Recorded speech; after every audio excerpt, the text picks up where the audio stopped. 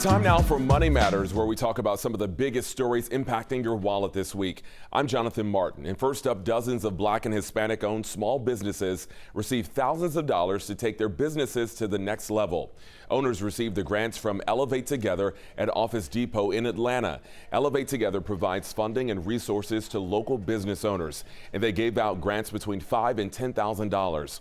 One Atlanta business owner says this money will help correct mistakes that he made starting out.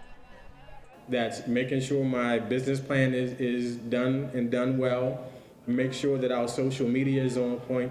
All of those things that I tried to do on my own, epically failing, but now I have help and I have direction. So I'm very thankful for this grant, and I know all the recipients are as well, because now we can do better than what we've done before. And so far, the organization has awarded more than $2.6 million in grants to more than 400 Black and Hispanic-owned small businesses. Some good news for Atlanta residents. The Georgia Department of Labor is reporting unemployment numbers dropped in September. The city recorded an unemployment rate of 3.4%. That's down 0.3 from August. The labor force increased by more than 23,000, and the number of unemployment claims went down by 23%. Right now, Georgia is one of 22 states that still collects sales tax on feminine products. 11 Alive's Tracy A. McPeer shows us two ways you could get some of that money reimbursed.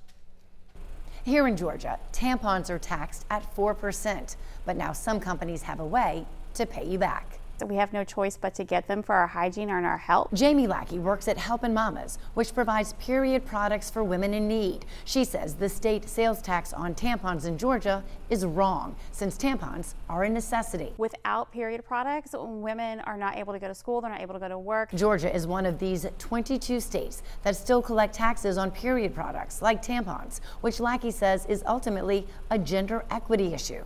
Products like Rogaine and Viagra are not assessed a tax, whereas period products, which are for females, are. But a group of tampon companies joined together in May of this year to protest that tax and pay their customers back.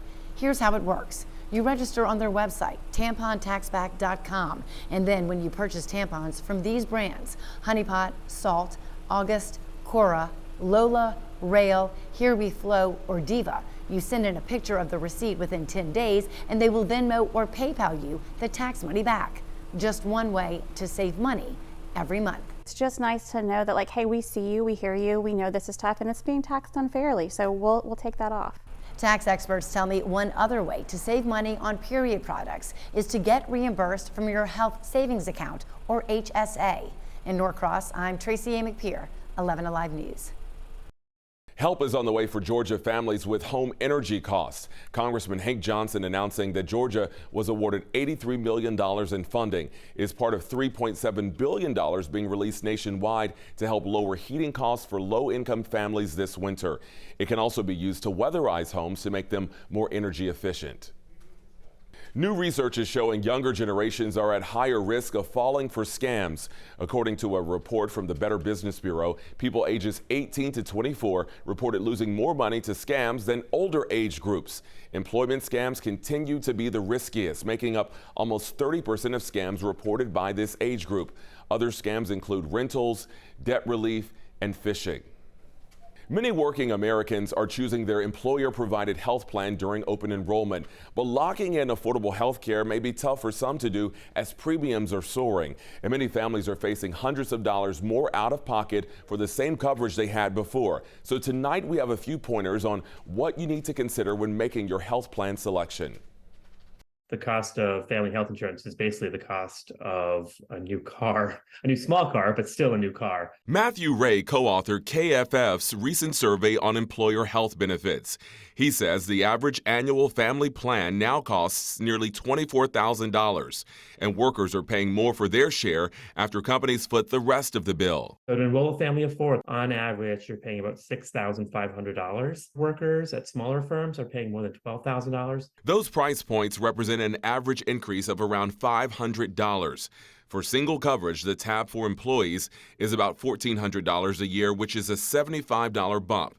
But Ray does have some pointers on choosing a healthcare plan going forward. If you anticipate having health needs, if you have chronic health conditions, then you may want to have a plan with lower cost sharing. That's lower deductibles, co-pays, and co-insurances. Alternatively, if you're relatively healthy, you may want to pay less money up front, and you may want to go for a plan that has a lower premium contribution. There's also the annual out-of-pocket maximum. Now, once that's met, most plans cover services 100% for the rest of the year. If you think you're going to have a big expense of the year with multiple services, then an out-of-pocket maximum will kind of protect you from having huge expenses. And protection from huge expenses is one choice everyone would like to make.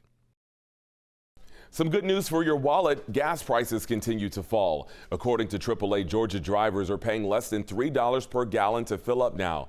The statewide average is $2.96, which is down 5 cents from last week. It now costs an average of $44 to fill up a 15-gallon tank. The governor's suspension of the gas tax is playing a big role in the decline of gas prices.